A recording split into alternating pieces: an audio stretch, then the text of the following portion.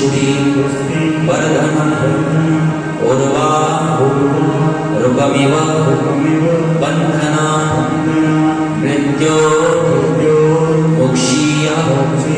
मामृता ॐ स्वः भुवः भूः ॐ सः जुः ॐ।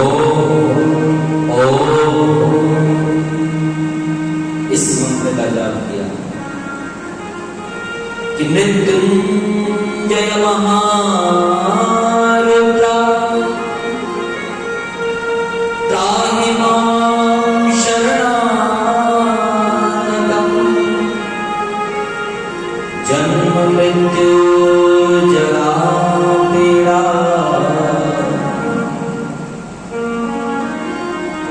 व्याधि देवता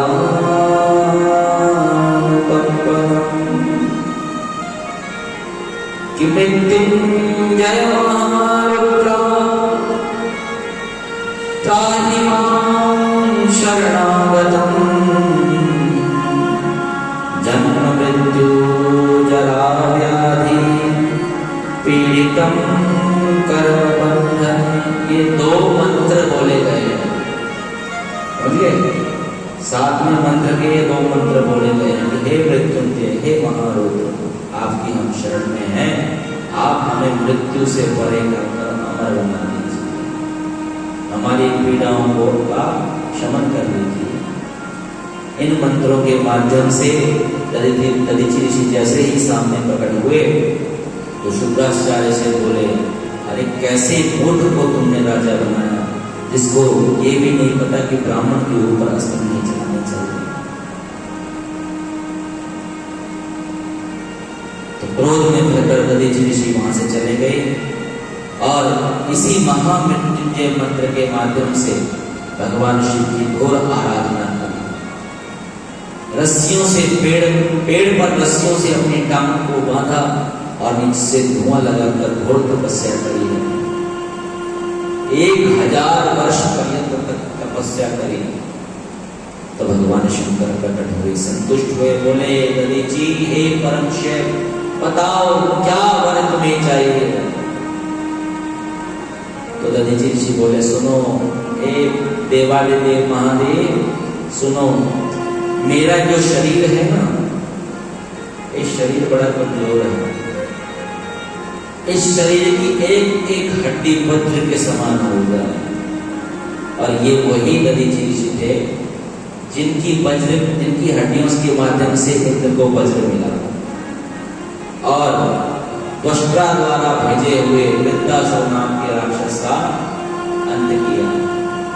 सबसे पहले देव इंद्रों ने क्या किया, नारायण कवच का पाठ किया कि हरिर्विदधाम मम सर्वरक्षां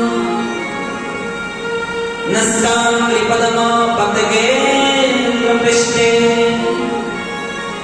दरारि चरमासि गलेषु चापा पाषाणदानोष्टमोष्टभावो जनेषु मा रक्षतु वत्स्यमोदे यागणेभ्यो वर्णस्य पाशा स्थलेषु माया पटुवामनोव्या त्रिविक्रमाख्येवतु विश्वरूपम्।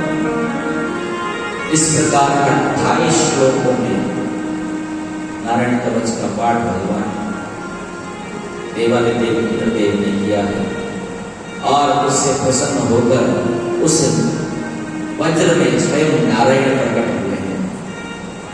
और जैसे ही वज्र में प्रकट हुए वृद्धासुर को दर्शन हुए नारायण के वज्र में। जैसे नारायण के दर्शन किए, बड़ी सुंदर स्तुति, भागवत में लोग बहुत कम करते हैं, इसको सुनाता नहीं कोई भी, पर वो स्तुति वेद स्तुति इतनी प्यारी है। हम भी दो लाइन गाएंगे, भजन नहीं है, श्लोक है कि अहम हरे तव पादेक मूला, अहम हरे तव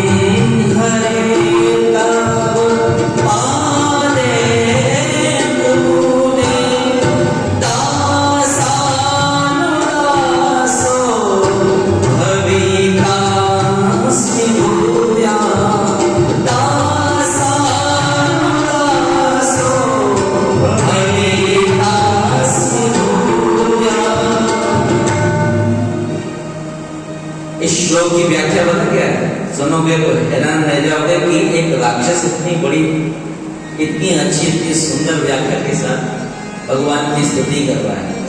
राक्षस कह रहा है क्या? कहते मुझे अपने चरणों का दास बना दो। चरणों का दास ऐसा नहीं, जो आपके चरणों के दासों के दास हो, उनका दास मुझे बना दो। मतलब जो भक्त के भी भक्त हो महाराज, उनके चरणों का मुझे दास बना दो। क्यों?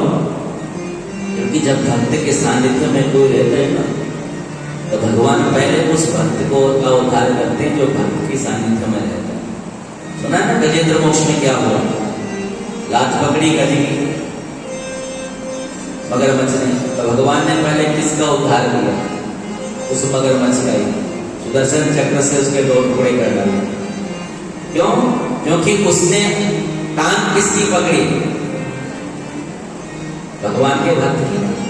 सौंता सरस्य रूपलेन हित आर्त दृष्ट्वा गुरुमति हरिम कौपाद चक्रम उच्छिप्य सांभुजकरम गृहा इच्छा नारायणो किल गुरु भगवन् नमस्ते।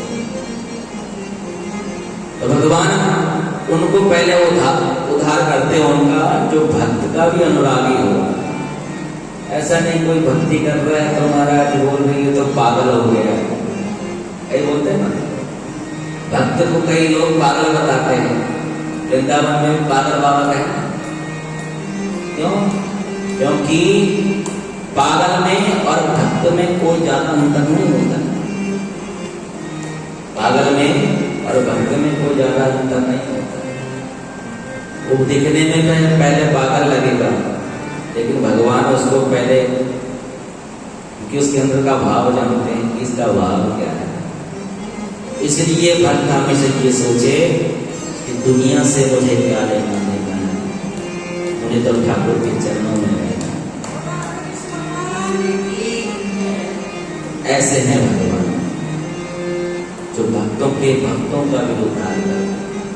बोलो हर हर महादेव। मैं अधिकतर इस स्तुति को गाता हूँ जब तुम ठाकुर करने चलते हैं।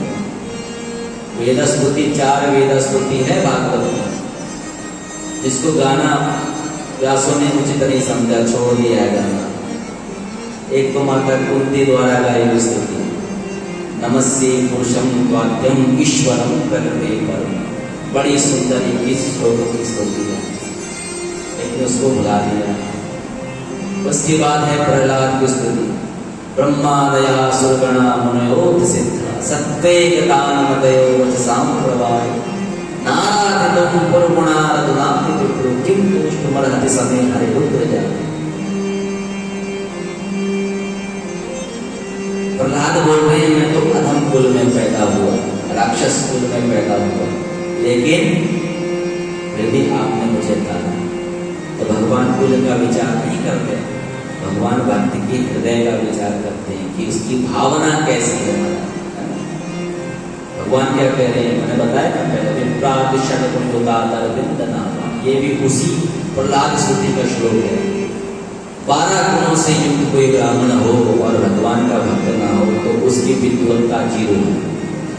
अगर उसके अंदर भाव नहीं, कोई फायदा नहीं उन शास्त्रों को पढ़ने का। अगर भगवान के प्रति आपकी आसक्ति ही नहीं हो तो क्या करोगे उस ज्ञान को लेकर, है ना। भगवान कह रहे हैं कि कोई अशिक्षित व्यक्ति भी हो, असाक्षर भी हो, लेकिन अगर वो अधम कुल में भी पैदा हुआ है और मेरा भक्त है तो मैं उसको उसके पास पहले जाता हूँ। विदुर की खिचड़ी खाई थी ना भगवान ने, दुर्योधन के पकवान छोड़ दिए। तो भगवान अपने भक्त की भावना देखते हैं, जैसी जिसकी भावना वैसा उसका रूप, है ना। उसकी कृपा का रूप भी वैसा ही होता है। बोलो हर हर। अब दधी जी ने एक वर मांगा किसका? वज्र समान शरीर का। दूसरा वरदान मांगा कि प्रभु मुझे कोई न मार सके, कोई मुझसे जीत न सके, संसार में हो, संसार से परे हो, कोई मुझसे जीत न सके। और तीसरा वरदान मांगा कि आज के बाद मेरी अवस्था दीनहीन न हो, मुझे कोई लोग भिक्षुक ब्राह्मण न कह के बुलाए। मेरे यहाँ किसी चीज की कमी ना हो। तो कहते हैं ना, जो ब्राह्मण भगवान शंकर की भक्ति करता है वो कभी लक्ष्मी से विहीन नहीं रहता। कुबेर भी तो ब्राह्मण कुल से पैदा हुआ था, है ना, लेकिन कर्म खराब थे, मैंने कथा सुना किया, तो शिव की भक्ति करी तो कुबेर बन गया। तो जो ब्राह्मण शिव की भक्ति करे, ब्राह्मण ही क्या, कोई भी व्यक्ति क्यों ना हो, उसको भगवान इतना कुछ दे जाते हैं कि उसका मोल हम कभी नहीं चुका सकते। तो भगवान ने उन्हें तीनों वरदान दे दिए, जाओ जी परम शैव हो, तथास्तु एवमस्तु, आपको हमने ये वरदान दिया, आज से तुम्हारे आगे कोई टिक नहीं पाएगा। अब वरदान लेकर दधीचि ऋषि हंसते हुए, खेलते हुए, झूमते हुए सिरका पहुंचे उस राजा के पास जिसने टुकड़े किए थे राजा, और राजा के सिर पर जोरदार प्रहार किया। राजा के सिर पर जब जोरदार प्रहार किया तो राजा चकरा गया। इतनी शक्ति कहां से आई इसकी टांग में, बच्चे के समान शरीर बन गया था, इतनी शक्ति कहां से आई इसकी शक्ति, पूरा सिर हिला दिया इसने, झंझनाहट होने लगी।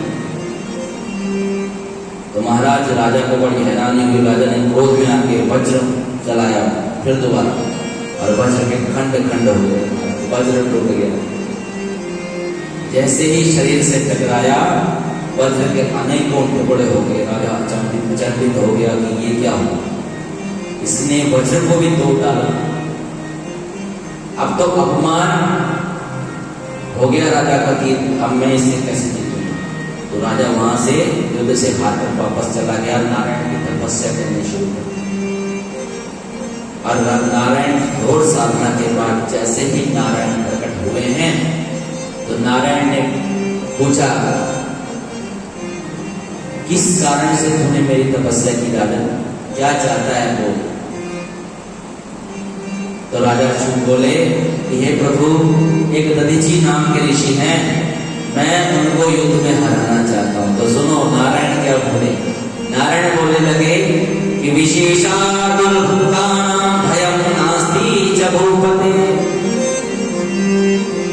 एक तो ब्राह्मण, दूसरा शिव भक्त, अगर ये दोनों कॉम्बो हो जाए, ब्राह्मण हो जाए और शिव भक्त हो जाए, तो वो महाराज किसी से नहीं डरते। वो किसी से नहीं डरते, क्यों? क्योंकि शिव की छत्र छाया रहती है उनके ऊपर। और तुम बोल रहे हो कि तुम उनके साथ जाके युद्ध करो। तो कहने लगे छुआ राजा क्या, मैंने तो घोर तपस्या की है और तपस्या का फल के हेतु तुम्हें जाना ही पड़ेगा। नारायण कहे वो तो बात सही है, मुझे जाना पड़ेगा। तो नारायण गए और नारायण ने सबसे पहले क्या किया, एक ब्राह्मण का रूप बनाया, भिक्षुक ब्राह्मण का रूप बनाया और दधीचि के द्वार पर आकर याचना करने लगे कि हे ब्राह्मण भिक्षाम दे। देखो नारायण भी शिव भक्त ब्राह्मण के यहाँ भिक्षा लेने पहुंच गए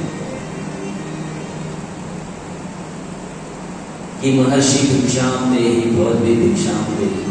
इतने आवाज सुनी, शिव भक्त है ना, तो आवाज भी पहचान लेते हैं कि स्वयं नारायण आए हैं द्वार पर आज भिक्षा लेने। तो वो सीधा आए और पूछने लगे, नारायण ये ऐसा वेश क्यों बनाया, सीधा हो जाते। तो नारायण अपने असली स्वरूप में आए और बोले कि हे महर्षि, हे महाशैव दधीचि, मैं आपसे एक याचना के लिए यहाँ पर प्रस्तुत हुआ हूँ, आप कृपा करके एक काम करिए। दधीचि बोले, बोल क्या चाहिए नारायण आपको। तो नारायण बोले, जब आप इतनी बात कह रहे ना छुट्टी आ गई कि मैं आपसे डरता हूं। क्या बोलना है कि मैं आपसे डरता हूं। तो जानते हैं दधीचि ने क्या कहा। दधीचि कह रहे हैं, ना विभेमि सदा क्वापि कुतश्चित्ता विकिंचन मैं अणु मात्र भी किसी से नहीं डरता। मेरे रखवाले शंकर हैं, मैं अणु मात्र भी किसी से नहीं डरने वाला। नारायण आप यहाँ से चले गए, मैं इतना सा भी किसी से नहीं डरूंगा, ना मैं ये शब्द उसको बोलूंगा, उसने मेरा अपमान किया है, आप यहाँ से चले गए। अब नारायण तो चले गए, नारायण को हुआ बहुत किसने तो मुझे द्वार से खाली हाथ भेज दिया। अब राजा चुप के साथ ये सीधा युद्ध भूमि में प्रकट हुए हैं। अब जैसे ही युद्ध भूमि में प्रकट हुए, नारायण ने चक्र चलाया, दधीची उस चक्र को निकल गए। जो शिव की भक्ति करे, मैंने पहले भी बताया, वो शिव समान हो जाता है, वो शिव के जैसा ही हो जाता है। अब दधीची इतनी तपस्या कर चुके थे कि स्वयं शिव भी बन गए। और जैसे ही चक्र को निकला, देवता वहां आ गए कि नारायण तो हारने वाले हैं। अब दधीची पर अस्त्र चलाने लगे, लेकिन दधीची ने मंत्रों की शक्ति से उन अस्त्रों को विफल कर दिया, 0/0, कोई लाभ नहीं हुआ। अब दधीची ने बोला तुम्हारी बारी तो हो गई, अब हमारी बारी है, अब हम क्या करते हैं देखो जरा। कुशा आसन पर बैठे थे, कुशा आसन में से कुछ कुशाओं को निकाला, तोड़ा और उनको अभिमंत्रित करके उन देवताओं की तरफ छोड़ा, तो सारी कुशाएं त्रिशूल बन गई। अब वो सब त्रिशूल उन देवताओं के पीछे, देवता 14 भुवन में डोलते डोलते, रक्षा कीजिए प्रभु, रक्षा कीजिए, रक्षा कीजिए। तो कहने लगे अरे पंगा भी तो तुमने लिया था, ब्राह्मण से पंगा लिया था ना, शिव भक्त से, अब ऐसे नहीं छूटने वाले। देवता तो वहां उल्टे पांव दौड़ गए। अब नारायण से जब युद्ध घनघोर हो गया, नारायण कहने लगे ऐसे नहीं बात बनने वाली। नारायण ने अपना विराट स्वरूप दिखाया, जो अर्जुन को दिखाया था, वही विराट स्वरूप विकराल रूप दिखाया। दधीची कह रहे अच्छा बच्चा, हमारे साथ माया हमें दिखाई जा रही है, जो शिव का भक्त है, जो परम माया, जिनकी माया जेब में रहती है। तो शिव का ध्यान किया और दधीची उनसे भी विराट हो गए, उनसे भी विराट रूप ले लिया। अब नारायण कानों को पकड़ लिया, इतना विराट रूप तो मैं भी नहीं ले सकता जितना विराट रूप इसने ले लिया। नारायण तुरंत शांत हो गए, नीचे बैठ गए, माथा पकड़ कर ये कहां से आया है। इतने में ब्रह्मा जी आ गए, नारायण से बोले प्रभु नारायण ऐसे बात नहीं बनने वाली, ये ब्राह्मण शिव भक्त है, किसी से नहीं जीता जा सकता, ना हम जीत सकते, ना आप जीत सकते, ना कोई।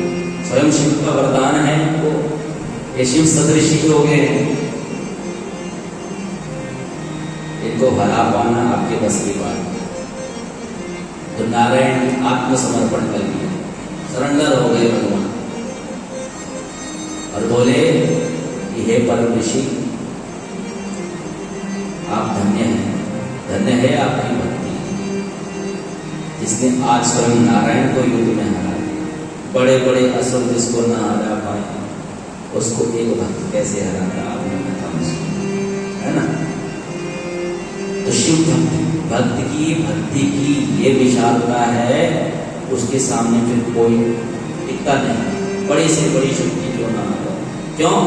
क्योंकि शक्ति का स्रोत तो भगवान शंकर ही है ना। बोलो हर हर, जोर से जरा बोलो हर हर हर हर। तो राजा चुप को लेकर आए, और राजा चुप ने भी भगवान नारायण की दशा देखकर दधीची ऋषि को प्रणाम किया। तो चुप ने याचना की कि मुझसे बड़ी गलती हुई है, राजा होकर मैंने ब्राह्मण के ऊपर अस्त्र चलाए हैं, इसके लिए मैं अपराधी हूँ, आप मुझे 2 दंड देना चाहते हैं, उसके लिए मैं स्वीकार करता हूँ। तो इस बात को सुनकर दधीची जी शांत हुए, तो राजा को तो माफ कर दिया, लेकिन देवताओं और नारायण को श्राप दे दिया क्या कि तुम्हारे अंदर तो बुद्धि थी, तुमने तो बुद्धि थी, तुम ब्राह्मण के विचार के विपरीत कैसे हुए, उनके विपरीत तुमने अस्त्र कैसे चला। जाओ हम तुम्हें श्राप देते हैं कि आगामी समय में तुम्हारा और गणों का, भगवान शिव के गणों का युद्ध होगा और उसमें तुम पराजित हो। और तब से वो श्राप लगा और भगवान शंकर के उस कार्य में, शंकर के बिना जो कार्य होने वाला था उस कार्य में नारायण को जाना पड़ा। ये सब श्राप के प्रभाव से। और हर हर। अब दूसरी ओर भगवान शंकर अभी भी शांत नहीं है, मन तो शांत नहीं है कि पत्नी चली गई। और इधर क्या हो रहा है, दक्ष की गर्दन कट गई, सारा कुछ अस्त व्यस्त पड़ा है।